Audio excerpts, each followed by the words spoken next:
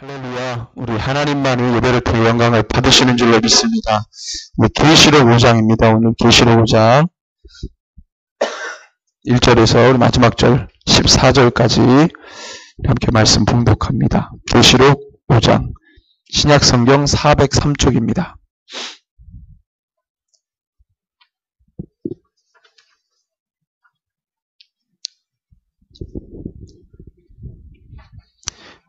찾으셨으면은 우리 한 목소리로 봉독하겠습니다. 내가 보매 보좌에 앉으신 이의 오른손에 두루마리가 있으니 안팎으로 썼고 7인으로 봉하였더라. 또 보매 힘있는 천사가 큰 음성으로 외치기를 누가 그 두루마리를 펴며 그 인을 떼기에 합당하냐 하나 하늘 위에나 땅 위에나 땅 아래에 능히 그 두루마리를 펴거나 보거나 할 자가 없더라. 그 두루마리를 펴거나 보거나 하기에 합당한 자가 보이지 아니하기로 내가 크게 울었더니 장로 중에 한 사람이 내게 말하되 울지 말라. 유대 지파의 사자 다윗의 뿌리가 이겼으니 그 두루마리와 그 7인을 떼시리라 하더라. 내가 또 보니 보좌와 네 생물과 장로들 사이에 한 어린 양이 서 있는데 일찍이 죽임을 당한 것 같더라. 그에게 7뿔과 7눈이 있으니 이 눈들은 온 땅에 보내심을 받은 하나님의 7영이더라. 그 어린 양이 나와서 보좌에 앉으신 이의 오른손에서 두루마리를 취하시니라. 그 두루마리를 취하심에 네 생물과 24장로들이 그 어린 양 앞에 엎드려 각각 검은 고와 향이 가득한 금 대접을 가졌으니 이 향은 성도의 기도들이라. 그들이 새 노래를 불러 이르되 두루마리를 가지시고 그 인봉을 떼기에 합당하시도다. 일찍이 죽임을 당하사 각 족속과 방언과 백성과 나라 가운데서 사람들을 피로 사서 하나님께 드리시고 그들로 우리 하나님 앞에서 나라와 제사장들을 삼으셨으니 그들이 땅에서 왕노릇 하리로다 하더라. 내가 또 보고 들음에 보좌와 생물들과 장로들을 둘러선 많은 천사의 음성이 있으니 그 수가 만만이요 천천이라. 큰 음성으로 이르되 죽임을 당하신 어린 양은 능력과 부와 지혜와 힘과 존귀와 영광과 찬송을 받으시기에 합당하도다 하더라.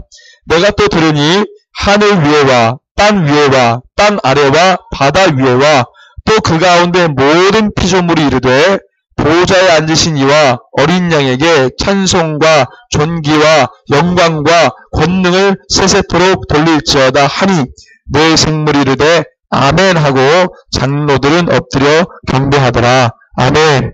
오늘 이 요한계시록 5장의 말씀에 이 천상의 모든 존재들이 우리 주님 예수 그리스도 구원을 이루신 주님만을 찬양하고 경배하고 새 노래로 주님을 송축하는 모습을 보게 되었습니다. 역시 마찬가지로 저와 여러분들이 이 시대에 오직 예수님만을 경배하고 모든 구원을 이루시는 주님만을 경배하고 예배하시고 새 노래로 주님만을 송축하시기를 바랍니다. 이것이 천상과 또 이곳에서 이 땅에서 오직 주님께 드려질 예배의 모습인 줄 믿습니다. 오늘 이 5장 말씀은 이 묵시가 기록된 이 기록 안에서 유일하게 예수님의 그분 자체에 대해서 구원을 이루신 그분에 대해서 아주 상세하게 소개하고 있는, 말하자면 오늘 제목과 같이 묵시 안에서 발견되는 복음, 그 내용입니다. 그래서 제가 오늘 제목을 이 묵시잖아요. 요한계시록이 계시 하나님께서 들어 보이실 앞으로 행할 모든 일들의 내용들인데 그 속에서 예수님이 차지하는 비중이 어마어마하잖아요. 그 예수님이 저는 이 복음 안에서 어떠한 존재고 어떠한 분인지를 이 5장 말씀을 통해서 우리에게 소개해 준다고 믿습니다. 제가 저희 교회에서 노회를 했는데요. 그 노회를 하면서 또 이제 지역의 여러 목사님들과 이제 여러 가지 이야기를 나누는 가운데 저희 교회에 비치되어 있는 이 뒤에 필경되어 있는 자료들을 또 보시는 분들이 있고, 그걸 이제 이렇게 묻기도 하고 대화도 하면서 한 분 대구에서 목회하시는 분하고 이게 대화를 좀 했습니다. 이제 그분이 WCC라든가 이런 모든 이 한국교회에서 벌어지는 일들, 그 다음에 뿐만 아니라 세계의 어떤 이 상황들에 대해서 유일하게 저희 노예가 뭐 그렇게 시대 메시지 이렇게 눈을 뜬 노예가 아니기 때문에 이제 그런 분들 만나기가 좀 쉽지가 않은데 그분이 이제 그걸 보시면서 저한테 조용히 얘기를 하시더라고요. 그래서 대화를 좀 했습니다. 그러면서 식사를 하면서 했는데도 옆에 이제 또 다른 목사님과 같이 또 이야기를 하는데 그런 얘기를 했습니다. 제가 이제 슬쩍 물어봤어요. 계시록을 목사님 어떻게 보십니까? 그랬어요. 저희는 개혁주의, 모든 개신교 교회가 개혁주의니까 칼빈주의죠. 그래서 계시록을 상징으로 보고 그 다음에 이제 칼빈이 주석한 창세기부터 계시록 전까지만 주석을 했기 때문에 계시록을 거의 뭐 보지 않습니다. 그렇기 때문에 제가 물어봤어요. 계시록 어떻게 보시냐 그랬더니 저한테 관심이 있어서 물어본 목사님은 자기가 개혁주의 신학을 고신대에서 신앙했다 하더라도 나는 말씀 기록한 그대로 믿는다고 그러더라고요. 계시록의 말씀을. 그런 분들 찾기가 어렵습니다. 그래서 제가 이제 하기가 좋아가지고 이제 얘기를 쭉 했죠. 근데 옆에서 들으시는 분이 우리 교단은 칼빈주의를 따르기 때문에 천년왕국은 무천년설로 우리가 이제 믿습니다. 그러더라고요. 그래서 제가 이제 그건 거의 많은 목사님들이 얘기하기 때문에 너무 많이 들었죠. 그래서 제가 이제 질문을 딱 했어요. 그렇게 총회에서 또 총회 신학에서 교단 신학에서 말한 것을 따라가면은 그거 그렇다 그러고 갈 수 있지만 성경을 보면은 앞뒤가 안 맞지 않냐. 그리고 칼빈이 이걸 모르시더라고요. 칼빈이 주석을 계시록 3장까지만 했습니다. 루터는 아예 계시록 주석을 하지도 않았어요. 이 얘기는 처음 들으시는가 봐요. 본인이 칼빈주의자고 칼빈 신학을 배우고 종교개혁 신학자들을 쭉 배웠는데 칼빈이 어디까지 주석했는지도 모르고 기독교 강요도 읽어본 적도 없는 어설픈 칼빈주의자들이 목사 가운데 한 95% 이상 됩니다. 도대체 칼빈이 어떠한 생각을 가지고 종교개혁 했는지도 빙산의 일각 정도로만 이해한 목사님들이 마치 본인이 개혁주의의 대표인 양 그렇게 잘 알지도 못하고 너무 답답하더라고요. 그분이 대답을 못해요. 그러냐고. 모르셨냐고. 몰랐죠 그 목사님하고 이 계시록 얘기를 했습니다. 그분은 성경을 굉장히 파시는 분이에요. 그러니까 여러분들 잘 생각하세요. 성경을 있는 그대로 본 분들은 거의 10중 8구 제가 대화를 나눠본 결과 관계를 해본 결과 성경을 굉장히 파시는 분들이에요. 성경을 굉장히 연구하시고 보시는 분들이 대부분 성경 기록한 그대로 다 믿어버려요. 근데 어설프게 설교할 때만 성경 보고 이렇게 제자장육 할 때만 성경 보는 분들은 교단에서 말한 신학을 그대로 따라가고 성경에 기록된 그대로 믿지 않습니다. 상징으로. 제가 오늘 이 말씀을 서두번에 왜 하냐면 여러분들 초대교회 교부들은 어땠냐는 거예요. 사도들의 제자인 속사도 교부. 그들 교부라고 하는데 그들은 계시록을 어떻게 봤냐는 거죠. 여러분들 신약 성경이 정경화 27권으로 딱 정리가 된 거는 지금으로부터 1600년 전입니다. 그러니까 AD 한 4세기. 그때야 비로소 27권이 정경으로 됐어요. 27권. 마태복음부터 계시록까지. 그때야 비로소. 그래서 이 교부들이 요거는 정경으로 들어올 수 없어. 팍 빼는 거예요. 요거는 정경으로 들어와야 돼. 요 작업을 400년 동안 했다는 겁니다. 구체적으로 말하면 한 320년 이 정도 이렇게 한 거죠. 그래서 그런 연구했던 사람들 정경화 작업 때 하나님께서 쓰셨던 주의 종들이 있어요. 근데 계시록은 언제부터 정경화에 늘 들어있었냐면 AD 2세기가 되기 전에 한 113년 120년도 되기 전에 계시록은 계속적으로 정경화 안에 들어와 있었어요. 그 얘기는 뭐냐면 초대교회 교부들은 이 계시록의 말씀, 요한이 쓴 이 계시록의 말씀을 그대로 다 믿었다는 거예요. 여러분들 조금만 어설프면 정경화에 들어오지 못합니다. 성경 안에 들어오지 못해요. 도마복음 같은 경우는 하도 신비주의적인 내용이 많아가지고 정경화에 못 들어왔어요. 도마복음이 있습니다. 예수님의 12제자인 도마가 쓴 복음서가 있어요. 그 도마가 인도에 가가지고 복음 전했잖아요. 인도에 가면은 도마 그 교회가 있습니다. 그 도마가 전한 그 복음을 들은 사람들의 타운이 있어요. 도시가 있어요. 마을이. 그럴 정도로 도마가 그렇게 복음을 전해서 복음서를 썼는데 그게 정경화에 들어오지 못했습니다. 성경 안에 들어오지 못했어요. 이 정경화 작업이 얼마나 치밀하고 얼마나 하나님이 개입하셨는지 몰라요. 정말로 예수 그리스도를 나타내고 드러낼 수 있는 성경만 정경화에 들어올 수 있었던 겁니다. 구약 성경은 언제 정경화됐냐면 랍비들이 AD 90년도, 70에서 90년 사이에 39권, 구약 성경 39권, 창세기부터 말라기까지 성경을 39권 이것을 우린 이거 구약 성경 본다. 딱 그거를 정했죠. 그 구약 성경은 그때부터 초대교회 교부들에 의해서 거의 다루어지지 않았다가 그러니까 바울이 유일합니다. 초대교회 교부들은 왜 구약에 대해서 잘 다루지 않았냐면 유대인들의 책이라는 생각이 강했기 때문에. 유대인들 누구예요? 예수님 잡아 죽인 사람들 아니에요. 그러니까 예수님을 잡아 죽인 사람들의 경전이 구약 성경. 이거에 대해서 신뢰를 하지 않고 잘 보지 않았어요. 교부들이. 그래서 교부들이 초대교회 교부들이 설교할 때 가장 많이 인용했던 게 바울 서신서고 그 다음에 여러 가지 클레멘트 서신이나 베드로의 직계제자죠. 이런 사람들의 글을 서로 교회들끼리 보면서 그러면서 정경화 작업은 계속 진행이 되고 그러면서 요한계시록은 AD 90년쯤에 썼잖아요. 뭐 학자들의 이 기록 연대가 이렇게 다르지만 거의 90년에서 1세기 전으로 썼다고 봅니다. 그러면 쓰여진 직후 이후부터 계시록은 계속 정경화 안에 들어가 있었어요. 한 번도 빠진 적이 없습니다. 그게 뭐냐면 초대교회 교부들은 계시록 말씀에 어떠한 이의를 제기하지 않았습니다. 만약에 문제가 있고 상징 정도로 그 다음에 이 신앙인들의 신앙 권면을 위해서만 썼다면 이건 들을 필요 왜? 뭐 짐승 나오고 알 수 없는 얘기들 나오고 그럼 뭐하러 이걸 정경화 작업에 듣습니까? 풀 수도 없는 얘기를. 신비주의적인 것은 다 뺐어요.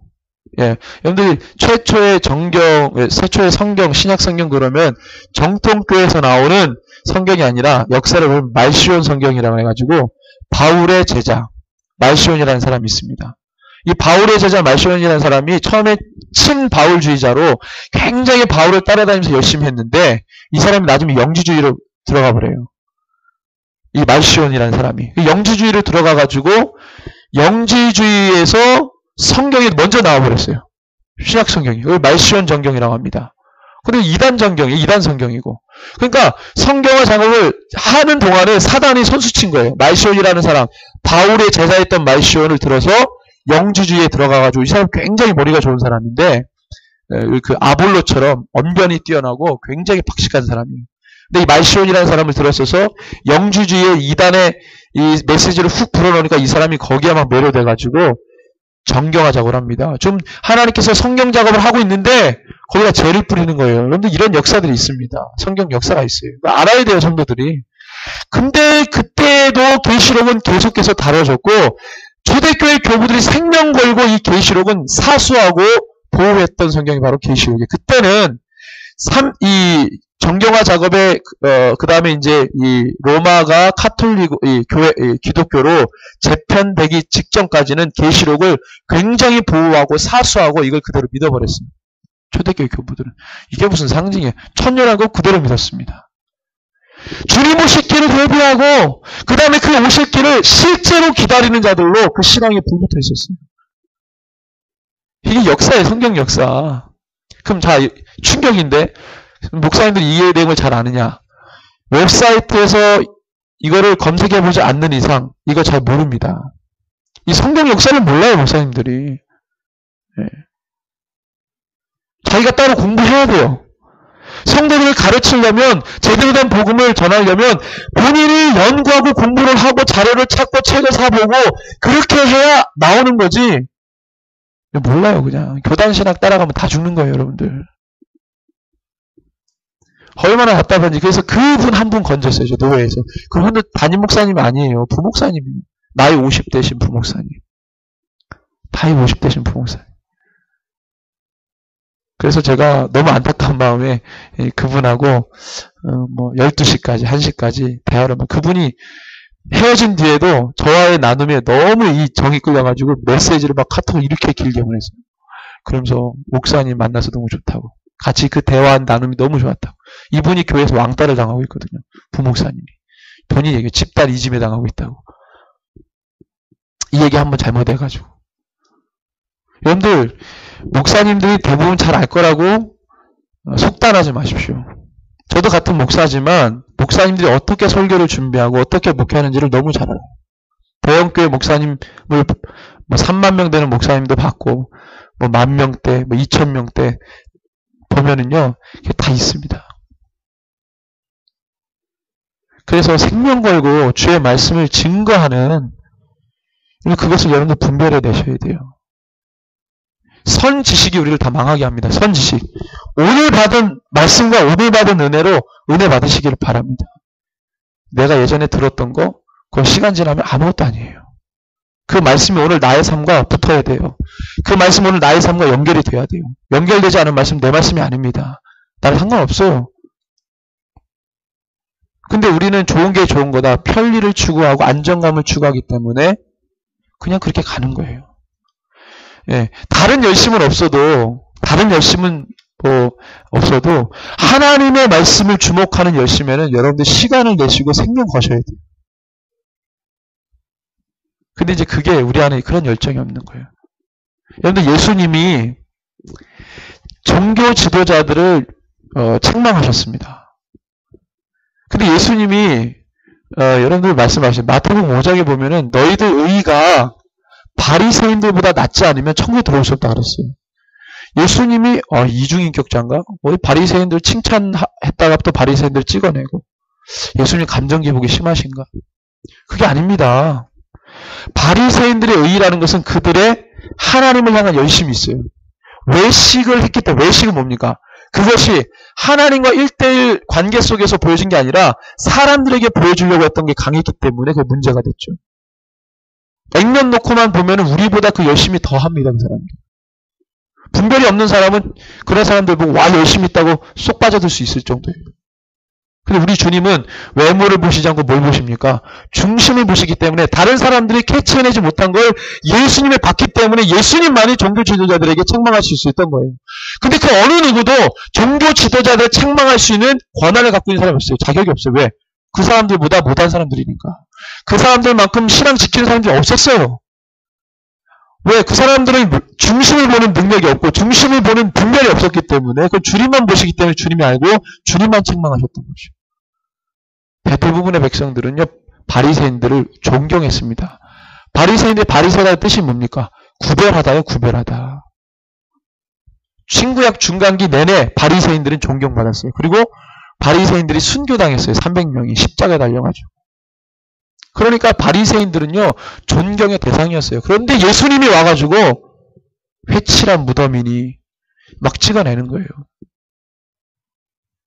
주님만 아시기 때문에. 주님이 그 중심을 보셨기 때문에. 내가 입술로는 나를 공경하나 네 마음이 내게서 멀다고 말씀하시니까 그 누구도 캐치를 못했어요. 정말? 충격을 받은 거죠. 누구도 볼 수 없는 걸 주님이 봤기 때문에 주님만이 책망하신 겁니다. 그 사람들의 마음이 주님에게 향해 있지 않았어요. 큰 거리에 서서 사람들이 보는 데서 막 기도합니다. 그리고 주님의 반대로 말하죠. 골방 들어가. 은밀히 보시는 중에 주님이 네 기도를 들으셔. 큰 거리에 서서 너 잘났다고 기도하지만 안 받아 주님이. 세리와 바리새인의 기도 비유를 얘기하시잖아요. 여러분들 선지식이 사람 망하게 합니다. 여러분들 말씀에 기록된 것이 우리를 생명으로 이끄는 거지. 제가 우리 주일학교 아이들에게 얘기합니다. 야, 성경은 누구를 기록한 거냐? 예수님이요. 그럼 예수님이 무엇을 기록했냐? 그럼 예수님이 약속된 얘기들이 쫙 있잖아요. 한 가지 남겨둔 약속이 뭐냐고. 다시 오시는 거예요. 여러분들 알고 계셨어요? 동의하십니까? 다 성취됐잖아요. 하나 성취 안 된 게 뭡니까? 다시 오시는 거예요. 이거는 신학자들도 인정하는 바죠. 다시 오심을 하나 남겨놓고 있다. 문제는 그 다시 오심의 신앙의 방향성이 안 맞아쳐서 학문적으로는 인정하지만 내 삶의 걸 인정해버리면 내 삶의 방향 자체가 달라져야 돼요. 안정을 취하는 삶에서 벗어나야 됩니다. 안정을 추구하는 삶에서 벗어나야 돼요. 초대교회 교인들이 그랬거든요. 그래서 우리의 안정을 추구하는 것은 예수님의 이름으로만 하나님의 이 뜻 안에서만 우리 안정 취하는 거지. 내 삶에서 등 따시고 배부르다. 이거 다 구약시대 거짓 선지자들이 했던 거예요. 세상에서 안정 취하지 마라. 주님의 이름 안에서 안정 취해라. 그러니까 악을 골짜기를 가도 주님과 함께하면 뭐예요? 반대한 거예요. 그거 성경 얘기 아니에요? 그렇잖아요. 시온의 대로를 꼭 지나가야 거기에 평안과 샬롬이 있는 게 아니라 우리 주님의 역설이에요. 너가 악을 골짜기를 지나가도 해를 두려워하지 않을 것은 주님이 나와 함께 하신다는 거 아닙니까? 그거잖아요, 그거. 물론 우리 주님이 시온의 대로도 가게 하셔요. 우리 주님 막 공갈 협박하시는 거 아니기 때문에. 근데 우리가 먼저 해야 될 게 있다는 거예요. 뭡니까? 신명기에도 복이 있어요. 복이 없는 게 아니에요. 오죽하면 떡 반죽 그릇에도 내가 너에게 복을 주겠다 그러잖아요. 이 그릇에도. 우리 주님 복 주시는 분입니다. 근데 선행돼야 될 게 있어요. 너가 내 말을 청정하면이에요. 그러니까 너가 나와 뭔가 연결이 돼야 내가 주지. 연결이 안 돼 있고 내가 원하는 바를 행하지 않는데 내가 어떻게 너랑 뭘 주냐. 이게 줄 수가 없는 거예요. 내가 주님과 연결되지 않은데 주님 나에게 손 내밀면 내가 죽습니다. 하나님이 우리를 내가 주님과 함께 거룩하지 않으면 죄 있는 모습으로 주님 만나면 우리 죽어요. 존재 자체가 소멸됩니다. 그렇죠? 그러니까 주님 우리를 보호하시기 위해서 그러니까 내가 너에게 다가가기 위해서 네가 어떻게 해야 되는 거예요? 하나님께서 원하시는 방향으로 와줘야 너가 나를 바라봐야 내가 널 보지 않겠냐. 출애굽기에 보면 나오잖아요. 그죠? 시내산에 불려 올려서 백성들이 막 시내산에서 막 번개가 우레가 치니까 무서워가지고 누구를 대신해서 가라고 합니까? 원래는 백성들 다 만나려고 했잖아요. 하나님이 백성을 다 미팅하려고 그랬어요. 그런데 막 번개가 치고 막 구름이 막 거기에 몰려오니까 백성들이 두려워가지고 같이 함께 만나려고 했던 그 자리에 모세 너가 먼저 가라. 우리는 두려워서 못 가겠다. 그래서 모세를 먼저 가게 합니다. 우리 주님은 모세를 만나고 싶은 게 아니라 내 백성을 만나고 싶어 했어요. 그래서 세 가지 하라 그랬잖아요. 너희가 나를 만나려면 옷을 빨고 여자를 멀리하고 셋째 날을 기다리라 그랬어요. 세 가지. 근데 우리가 두려워서 현상이 벌어지는 현상. 왜? 무한하신 분이 유한한 공간 안으로 들어오려니까 막 천지지변이 일어나는 거예요. 막 지진이 나고 그럴 수밖에 없잖아요. 우리 주님이 광대하신데 본체가. 막 밀고 들어오니까 피조 세계가 막 감당 못하는 거죠. 그러니까 막 거기에 두려워 떨어가지고 보이는 것에 두려워 떨어가지고 모세야 네가 가라. 너 모세 계속 하나님과 소통했잖아. 네가 가. 우리 못 가겠어. 우리 죽일 것 같아. 죽을 것 같아. 그 두려움이 들어간 순간 하나님이 모세에게 내 영광이 저들을 집어삼킬까 걱정된다. 이거 쳐라. 모세가 들어가잖아요. 우리가 준비되지 않은 채 주님이 손 내밀면 우린 죽습니다. 그러니까 우리 보호 차원에서 주님이 너가 나에게 집중하고 내 말씀을 청정하고 나를 따라와야 복을 주든 뭘 하든 하지. 그게 안 되면 안 되는 거예요. 오늘날 하나님의 말씀 기도원에 가서 받으려고 하지 마시고 주님의 말씀, 기록된 말씀에 집중하시기 바랍니다. 거기에 우리의 살 길이 있는 거예요. 죽고 사는 게 거기에 있습니다. 10시간 기도해가지고 막 받으려고 그러지 말고. 지금은 귀신도 10시간 기도하게 하니까 분별이 어려워요. 근데 한번 기록된 거는 화이트로 지워도 지워지지 않잖아요. 이거 찢은들, 성경책을 찢어버리고 불태운들 한번 기록된 게 없어집니까? 찍어낸 게 지금 역사적으로 베스트셀러 아니에요. 이거 지울 수가 없어요. 성경을 하도 많이 찍어내가지고 이 기록된 사실을. 그러니까 사단이 이 해석을 달리하는 거예요. 한번 기록된 건 못 없으니까 해석을 다르게 하는 거예요. 근데 그걸 몰라요. 자, 오늘 5장의 말씀을 봅시다. 오늘 5장의 말씀이요. 자, 이 말씀을 드리고 함께 오늘 말씀을 들어갑니다. 여러분, 이 계시록 5장의 말씀, 자, 오늘 제목처럼 묵시, 이 요한계시록이 묵시장인데 이 묵시는 뭡니까? 계시는 뭐죠? 하나님이 하실 일을 이제 드러내겠다는 거예요. 그게 계시라는 뜻이잖아요. 하나님이 하실 일을 드러내겠다. 그런데 요한계시록 1장에 보면은 요한의 계시가 아니라 예수 그리스도의 계시라고 그리고 시작해요. 그러면 다시 말을 풀면은 무슨 얘기예요? 예수님에 대한 이야기들을 지금 내가 보여주겠다는 거예요. 성도들의 신앙을 위로하고 권면하고 황제 숭배가 막 오니까 성도들에게 권면하려고 준 책이 아니라 예수 그리스도의 계시라는 거예요. 말을 풀면 뭐예요? 주님이 예수님의 하실 일을 보여주려고 기록한 책이라는 거예요. 그렇잖아요. 맞잖아요. 계시라는 말을 쓰면 안 되죠. 데살로니가 전서 전후서 보면은 바울이 권면할 때 계시라는 단어 씁니까? 그냥 권면서잖아요. 위로하고 마지막 때 신앙 지켜라. 그럼 거의 이게 똑같으면 거기도 계시라는 말을 써야죠. 뭐 바울이 계시라고 했든 하나님이 계시라고 했든 예수 그리스도의 계시라고 했든 그 계시라는 단어가 일반적 사용되는 단어로 해가지고 거의 모든 곳에 통용이 된다면 여기저기 나와야 되는데 계시록 묵시서에만 나와요. 계시는. 그럼 이거를 보여준다는 거예요. 예수님이 하실 일을 보여줄 책이라는 거예요. 권면서 위로하는 책이 아니고. 물론 이 말씀을 듣고 정신 제대로 막히고 믿음이 온전한 사람은 이런 말씀도 위로를 받아요. 예를 들면 이런 거죠. 범죄했어요. 근데 하나님이 너무 사랑하셔. 그 아들 돌아오게 해서는, 그 생명 돌아오게 해서 어떻게 합니까? 책망하죠. 죄에 대해서 책망해요. 그럼 믿음이 없는 사람 같으면 금방 그 말씀 듣고 뭐예요? 상처받고 돌아가는데 그 말씀을 통해 위로받는 사람도 있어요. 택함 받는 자입니다. 예. 그러니까 막 무시무시한 얘기가 기록되어 있는 책이라 할지라도 믿음 있는 사람은 이 책 보고 위로받는다니까요. 위로라는 말이 꼭 들어가야 위로가 아니고 이런 말씀을 줘도 위로. 왜? 그 사람은 예수님의 이름으로 위로받으니까 예수님이 하는 일을 들으면 위로받는 거예요. 내 영이 치유되는 거예요. 어제 5장 말씀에 보니까 내가 봄에 그랬어요. 내가 봄에. 예, 지금 보는 겁니다. 요한이 봤다는 거예요. 예, 거짓말하는 게 아니고 과장하는 게 아니고 자기가 본 거예요. 지금 누가 보여주셨습니까? 하나님이 요한에게 보여주신 거예요. 그래서 봤어요. 예. 이걸 뭐 어떻게 상징으로 풀어요? 봤다는데.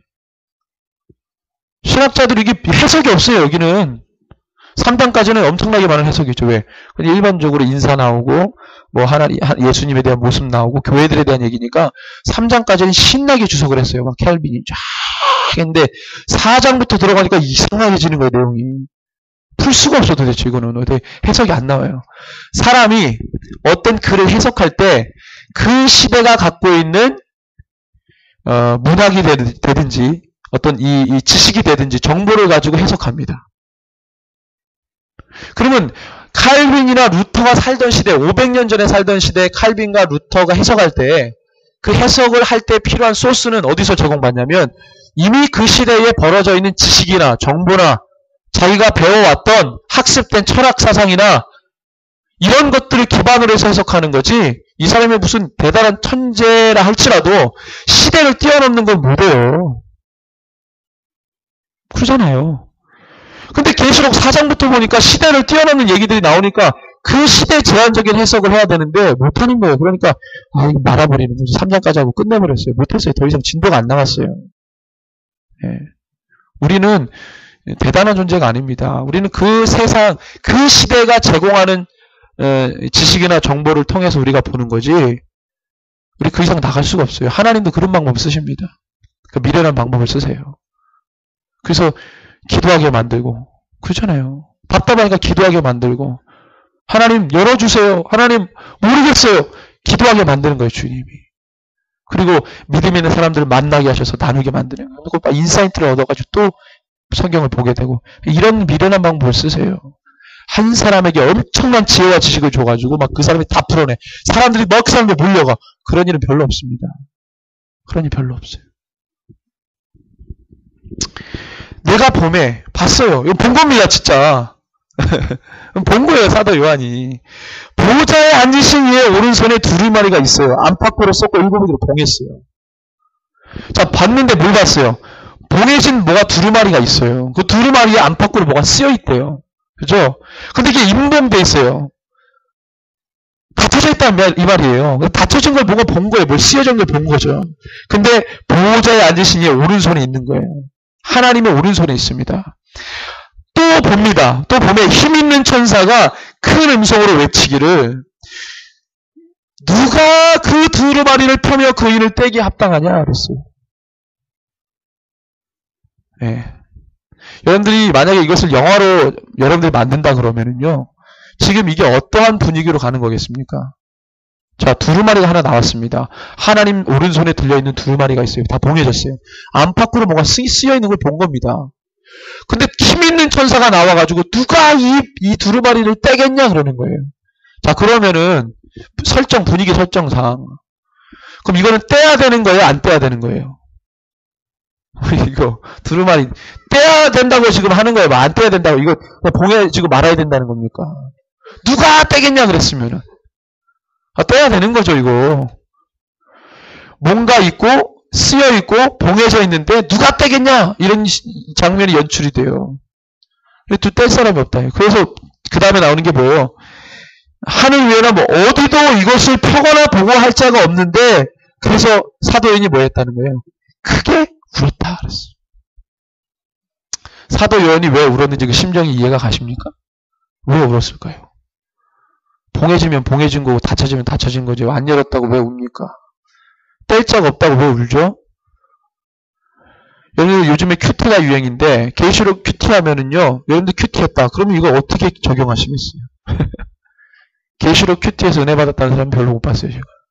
계시록은 큐티하는 책이 아닙니다. 요즘에 성경 감성문 쓰는 사람들 많아요. 큐티. 이거 감성문 쓰는 거예요. 성경은 감성문 쓰는 책이 아니에요. 내가 느끼는 거 쓰는 게 아니에요. 느껴 신앙이 얼마나 많은지. 성경 두고. 성경은 우리에게 생명을 주는 책입니다. 뭐 느끼게 하는 책이 아니고. 여러분들 만약 큐티하면 이걸 어떻게 보시겠어요? 근데 사도 요한이 왜 울었을까요? 여러분들 주님의 일에 답답함이 있으세요? 주님의 일에 고민이 있으세요? 사도 요한은 복음 전하다가 반모섬에 갇혔어요. 그 사람은 사역자입니다. 예수 전하다가 옥고를 치는 사람이에요. 반모섬에 오기 전에 어떤 일이 있었습니까? 펄펄 끓는 기름가마에다가 집어넣었잖아요. 그래서 어떻게 했어요? 튀겨졌습니까? 튀어나온 거예요. 왕이 그거 보고 눈이 뒤집어졌어요. 이 사람 신의 사람이다. 건들지 마라. 그리고 무서우니까 반모섬에다가 집어넣은 거예요. 예수 이름 때문에 능욕받고 핍박당했던 사람이 사도 요한입니다. 그냥 일반 신앙이 그냥 이렇게 길 가다가 너 일로 와봐. 그래가지고 너 예수 믿어. 얘 믿는데요? 너 얼마 감옥 들어가. 이래서 잡히는 게 아니라 열심히 생명 걸고 복음 전하다가 순교당할 뻔하다가 반순교 당해가지고 여기 유배 온 거예요 지금. 이 말은 뭐냐면 사도 요한은 예수님의 직계제자로서 그의 마음 가운데는 예수님에 대한 열정과 하나님의 일에 대한 집요함과 그 사랑과 사모하는 마음이 불붙어 있었던 사람이에요. 그냥 종교인, 그냥 신앙인이 아닙니다. 예수님을 갖다 놓고 내가 이렇게 예수님을 보고 저렇게 예수님 생각해 이런 사람이 아니라 그 예수님을 직접 전하다가 죽을 뻔한 사람이에요. 하나님의 일에 대한 고민이 있었던 사람이에요. 답답함이 있었던 사람이에요. 황제 숭배가 강요되지, 사람들의 마음이 막 갈갈이 찢어지지, 자식이 부모를 고발하지, 부모가 자식을 고발하지. 그런 상황에서 예수 전한다고 했다가 옥고를 치른 사람입니다. 여러분들 하나님의 일에 대한 집요함과 답답함이 있으세요? 이 시대의 악에 대해서 답답함이 있으시냐고요. 내가 하나님을 어떻게 생각하고 예수를 어떻게 생각하고 성경을 어떻게 생각하는 신앙 수준이 아니라 내가 지금 예수님 때문에 죽겠냐고요. 예수님의 이름이 훼손되고 예수님의 이름이 능욕받는 일에 대해서 답답하시냐고요. 어디 누가 우리 부모 욕하면 화가 나잖아요. 내 자녀가 어디서 험한 꼴을 당해도 화가 나는데 예수님의 이름이 이 세상에서 땅에 떨어지고 공식적으로 훼손이 되고 폄하되는데 내 교회 일 아니니까. 저는 그 신앙이 제대로 된 신앙인지 되게 의문을 갖습니다. 제가 어떤 제 마음에 그것을 밖에 나타낼 수 있는 위치라면은 가서 피켓 들고 하겠어요.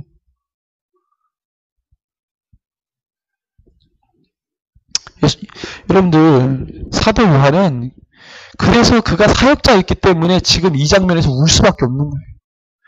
여러분들 우리가 눈치가 다 있고 하나님의 일을 죽을 때까지 해본 사람은요. 이게 무슨 분위기인지 알아요. 지금 사도 요한은. 이게 무슨 분위기인지를 안다고요. 전혀 모르는 게 아니라 이게 지금 떼야 떼어져야 되는데, 이게 떼어져야 하나님의 일이 진행되는데, 이게 안 떼지니까 답답하고 엉엉 우는 거예요, 지금. 자기가 경험해봤기 때문에. 예수님 복음 전에 보다가 답답한 일 당하고 어려움을 당해왔기 때문에 지금 울 수밖에 없는 겁니다. 이거 빨리 누가 떼야 되는데. 떼져서 하나님의 일이 진행돼야 되는데, 감으로 아는 거예요, 이 사람은. 안팎으로 쓴 게 뭔 것 같다. 바보가 아니라 생각합니다. 아마 여러분들에게 사도행 같은 이런 일을 하나님 보여주셔도 여러분 대본할 거예요. 대본할 거예요. 그냥 예수님의 어떤 열정 없이 그냥 교회 왔다 갔다 했던 사람들은 울지 않을 겁니다. 아, 그게 뭐지? 그게 뭐예요? 신기해가지고 막 이러지. 울 사람은 없습니다. 자기 신앙을 한번 점검해 보세요. 울었어요. 여러분들 이 대목에서 큐티를 제대로 했다면 울어야 돼요. 눈물이 나와야 돼요. 더 이상 진전이 안 될 때 울어야 돼요. 하나님, 지금 이게 아니잖아요. 한국교회가. 내 신앙이 이게 아니잖아요. 회개하면서 엉엉 울어야 돼요. 주님의 일들이 진행돼야 되는데, 주님의 일이 전진해야 되는데, 주님의 뜻이 하늘에서 있는 그 주님의 뜻이 땅에 풀어져야 되는데, 주기도문처럼. 주님, 왜 한국교회가 그걸 막아놓고 있습니까? 오히려. 울어야 돼요. 그런데 너무 감사한 것은요, 5절에 보니까 나옵니다. 장로 중에 한 사람이 내게 말하되 울지 말아라. 유다 지파의 사자 다윗의 뿌리가 이겼으니 그 두루마리와 7인을 떼시리라 하더라. 아멘. 여러분들, 이게 바로 복음입니다. 복음. 우리 예수님만이 맺고 푸는 권세를 갖고 있다는 거예요. 이게 다윗의 열쇠고 천국의 열쇠입니다. 주님이 아니면 열 수가 없어요. 뺄 수가 없어요. 풀 수가 없습니다. 주님이 아니면 이 일이 진행이 안 돼요. 그러니까 예수의 이름이 예수의 이름. 다른 종교로는 이건 불가능합니다. 할 수가 없어요. 자격도 안 되지만 우상숭배니까. 예수의 이름만. 예수님이 이 땅에 왜 오셨죠? 오늘 우리 주일학교 내용이 그겁니다. 예수님 왜 오셨지? 네 가지 탁탁 얘기합니다. 여러분들 아십니까? 누가 물어보면 예수님 왜 오셨지? 글쎄, 뭐 예수님 우리 구원하시게 왔지. 뭐 이 정도? 그거는 지금 예수님 이렇게 안 믿는 사람도 소개하면 아는 정도죠. 예수님 우리 죄 때문에 오셨어. 구원하시기 위해. 신앙의 구력이 한 10년, 20년, 30년 되면은 체계적으로 말할 수 있어야죠. 수준이. 네. 그 정도는 돼야 뭔가 얘기해도 이게 되는 거지, 수준이. 물론 잘 몰라요, 성도들이. 잘 몰라요. 성경 뭐에 대해서 기록되어 있습니까? 예수님이죠. 그럼 구체적으로 신약과 구약의 얘기를 해줘야죠. 자, 예수님 왜 오셨죠? 우리를 죄에서 구원하시기 오셨어요. 우리의 죄를 대신해 죽으셨어요. 다시 살아나셨어요. 다시 오시는 거죠. 이거 네 가지 때문에 오신 거예요. 우리의 죄를 대신해 죽으신, 그래서 죄로부터 우리를 분리시키시고 하나님의 자녀 되도록 만든 것, 그 일들 때문에 오신 거예요. 예수의 이름. 사도행전 3장 이후에 보면은요, 성전 미문에 앉은 병이 고치고 난 다음에 그 다음부터 나오는 얘기가 뭡니까? 예수의 이름이 그를 구원했다. 사람들이 막 주목하잖아요. 베드로와 요한을 막 주목합니다. 우와, 저 사람 살렸다고. 그러니까 베드로 요한이 뭐라 그럽니까? 왜 우리의 경건의 능력으로 이것을 행한 것처럼 우리를 주목하느냐? 그게 아니라 너희들이 십자가에 달아 죽인 예수의 이름이 이 사람을 살렸다. 이렇게 나오잖아요. 너희가 죽인 예수가 이 사람을 살렸다는 거 아닙니까? 예수의 이름이 아니면 일이 진행이 안 돼요. 여러분, 그 신앙을 붙드는 겁니다. 그 신앙을 붙드는 거예요. 근데 목사들이 7년, 10년 공부해놓고 목사 안수 받아서 지금 나오는 열매가 아닌데, 모든 종교에도 있는데, 카톨릭, 그거 뭐 큰형님 아니냐고. 카톨릭이 큰형님이래요. 그러면 종교개혁 때 카톨릭에서 그렇게 나오려고 몸부림치다가 죽어간 사람들은 큰형님한테 대들다가 맴매 한번 맞은 걸로 끝난 거예요. 무례하게. 큰형님한테 왜 대들어 그러고 혼난 거죠.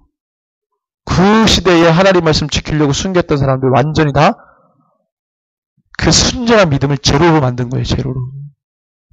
그 사람 말 한마디에. 얼마나 유명한 목사입니까, 그 사람. 큰형님이 큰형님. 본인이 어디서 목사 안수 받았는데. 본인이 목사 안수를 카톨릭에서 받았어요? 성공회에서 받았어요? 아니면 어설픈 이 감리교에서 받았습니까? 개신교 장로교에서 받았잖아요. 거기서 목사 안수 받아놓고 카톨릭이 큰형님이라 그러면 어떻게 되는 거예요, 지금 족보가. 아, 나 목사님들 10년 공부해놓고 나온 게 그거예요. 그러면 거기에 교수, 성도들이 그렇게 많은데 성도들은 뇌가 다 어디 있는지 그거 보고 가만히 있어요. 아, 우리 목사님이 한 얘기니까 맞겠지. 이러고 가는 거예요. 하나님이 뇌를 괜히 주셨습니까? 생각하라고 주신 거예요. 생각하라고. 베레아 사람들처럼 성경이 그러한가 상고하라고 주신 거지. 베레아 사람들이 바울에게서 성경 공부 배운 다음에 바울이 막 이런 게 아니라 성경에 집중했잖아요. 성경에.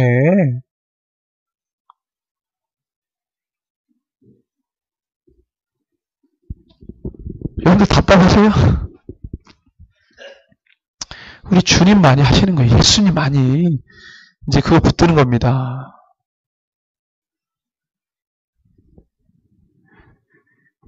(6절에) 또 봅니다. 보좌와 네 생물과 장로들 사이에 한 어린 양이 서 있는데 일찍이 죽임을 당한 것 같더라. 그에게 7뿔과 7눈이 있으니 이 눈들은 온 땅에 보내심을 받은 하나님의 7영이더라. 온 피조 세계를 죽음에서 다시 살아나신 이 어린 양 예수가 다 본다는 얘기입니다. 온 만물의 통치자가 예수님이 되었다는 겁니다.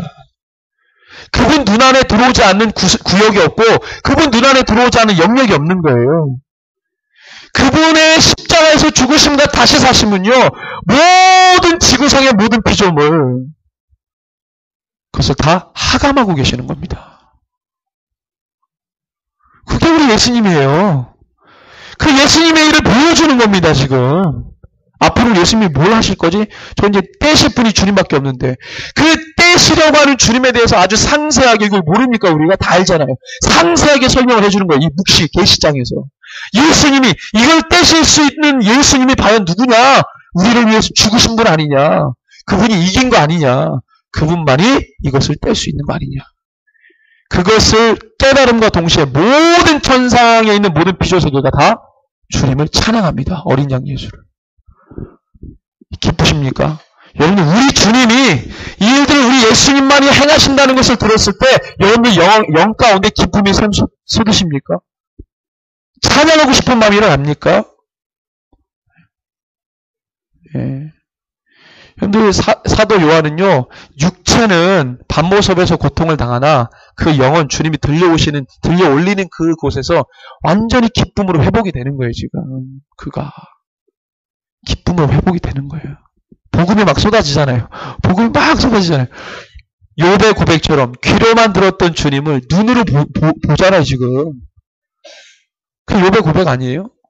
우리는 늘 귀로만 듣잖아요. 설교를 통해서 귀로만 듣고, 방송을 통해서 귀로만 듣고, 어디에 가서 귀로만 듣는데, 사도 요한은 그것을 눈으로 직접 보고 있는 겁니다. 그 눈으로 다 보여주신 거예요. 와! 그 어린 양이 나와서 보좌에 앉으신 이의 오른손에서 두루마리를 취하기 시작하며 액션 취하는 거예요.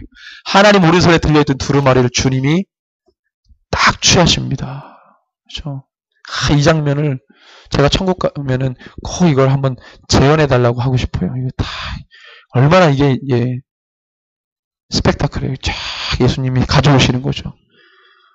그 두루마리를 취하심에 네 생물과 24장들이 어린 양 앞에 엎드려 각각 검은고와 향이 가득 큰 대접을 가졌으니 이게 뭡니까? 이 향이 바로 성도의 기도들이라. 여러분들, 이 금 대접에 우리의 기도도 포함되어 있기를 소망합니다.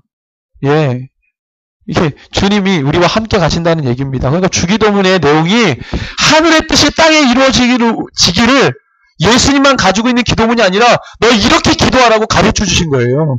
그러니까 뭐냐면은 하나님의 뜻이, 하나님의 일이, 하나님이 행하시는 모든 프로젝트가 지금 너희와 함께, 너희는 누굽니까? 교회와 함께 가져가겠다는 하나님의 의지예요.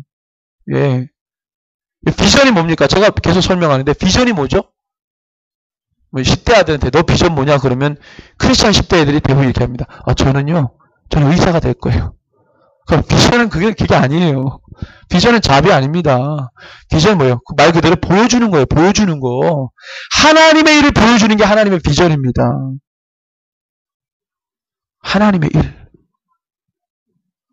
사도 요한은 지금 하나님의 비전을 보고 있는 거예요. 하나님의 비전. 그 하나님의 비전이 누구의 비전까지 되는 거예요? 사도 요한에게 보여줬으니 그게 누구의 비전이 됐습니까? 사도 요한의 비전이 된 겁니다. 그럼 사도 요한의 비전이 뭐가 됐어요? 야, 너 빨리 이걸 기록해가지고 어디에다 갖다 줘라? 7교회에다 갖다 줘라. 그게 사도 요한의 비전입니다. 하나님의 일을 받아 그것을 전하는 것. 그러면 이 7교회가 그 비전을 받았죠. 누구로부터? 하나님의 비전을 사도 요한으로부터 받았죠. 그럼 그 교회가 어떻게 해요? 이 받은 것을, 이 비전, 하나님이 보여주신 것을 가지고 신앙의 모든 모드와 방향을 그쪽으로 설정해서 달려가는 거죠. 이게 초대교회 교부들이 그렇게 했잖아요. 로마 제국이 이 기독교화가 되기 직전까지는 이거를 위해 달려갔단 말이에요. 이거를 위해서. 그 이후로부터 1600년 동안은 완전히 복음이 다 깨지고 사라지고 있던 것이 없는 게 돼버리고 상징으로 돼버리고 오늘 돌아가셔서 역사를 보시기 바랍니다. 성경 역사, 교회 역사 뭐라고 기록되어 있는지 웹사이트에 치면 다 나옵니다. 예. 신천지들이 올려놓은 것도 있으니까 그거 선별해서 보시고 좀만 시간 투자하면 우리가 다 아는 거야. 아, 이랬구나. 우리가 속았구나. 이거 나오는데 그 한 10분 투자 못하는 거예요. 확인도 안 하고. 성도들의 기도가 그 향이 거기 대접에 담겨 있는 거죠. 그리고 함께 주님을 찬양합니다. 그 인봉을 떼기에 합당하신 분, 주님이 창조하신 그분이 마지막 때의 모든 역사를 마치신다고 하는 이 놀라운 역사의 경륜, 이 섭리를 노래하고 찬양하는 거죠. 저 너무 흥분됩니다. 교회는요, 마지막 때 주님 오실 길을 기다리는 겁니다. 마태복음 25장에 나와요. 왜 24, 25장이 함께 묶여 있습니까? 왜 마태복음 24, 25장 함께 묶여 있습니까? 마지막 때 벌어질 일. 왜 보여주죠? 무화과나무의 잎을 통해 배우라 그러잖아요. 준비하라고. 깨어 준비하라고. 어떻게 깨어 있을까요? 25장의 비유 쫙 나오잖아요. 열처녀의 비유, 달란트 비유, 양과 염소의 비유. 예수님이 쭉 얘기하신 거예요. 그런 의식이 없어요, 신앙에. 세워라, 내워라.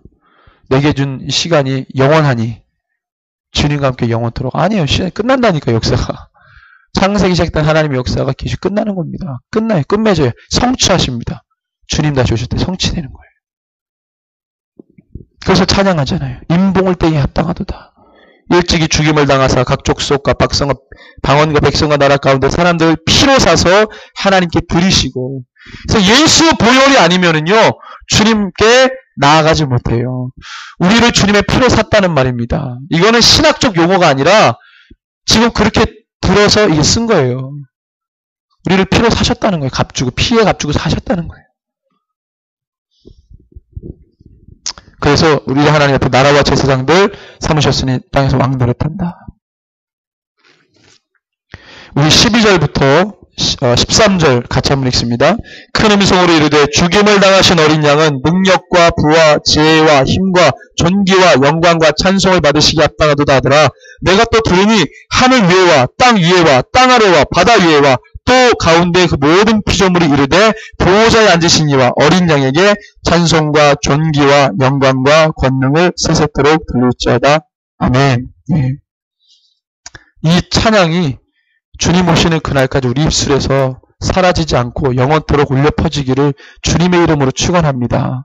하나님의 말씀과 내가 함께 가고 예수님께 주목하고 목에 칼이 들어와도 이 마지막 시대에 주님의 뜻을 행하고자 하는 결단하는 하나님의 사람들, 또 교회에 있지만 정말로 이 하나님의 일들에서 전혀 알지 못하고 또 불신자들, 믿지 못하는 분들, 하나님이 우리에게 허락하신 그 기간 동안에 이거 빨리 회복해야 되는 것입니다. 저 여러분들이 마지막 때를 깨우는, 예수님이 십자가 지시기 전에도 제자들과 함께 밤새도록 기도하고 싶으셨는데 이 마음은 원이로도 육신이 약했어요. 그래서 졸았습니다. 결정적일 때 하나님 우리와 함께하기 원하셨고 기도하기 원하셨어요. 기도의 동역의 관계를 원하셨어요. 여러분 이제 마지막 기회입니다. 주님 다시 오실 때 깨어 기도하시기를 바랍니다. 주님의 뜻을 붙들고 다른 데 세상 돌아보지 말고 롯의 아내처럼 뒤로 돌아봐서 소금기둥 되지 마시고 앞만 보고 주님이 우리를 보호해 주신 그 보호함 가운데 달려나가시는 주의 사람들 되시기를 주님의 이름으로 축원합니다. 함께 이 시간에 기도하겠습니다. 우리 한국교회와 주의 종들을 올려드리며 기도합시다. 하나님, 이 땅에 주님을 사랑하는 정말 교회와 주의 백성들이 있습니다. 하나님, 그들을 깨워주시고 주님의 뜻을 행하고 함께 달려갈 수 있는 하나님, 이 땅의 마지막 때 하나님 아버지 이 주의 복음을 들고 달려나가는 하나님의 사람들 되게 하여 주십시오. 모든 미혹을 다 끊어내고 기록된 주의 말씀 붙들고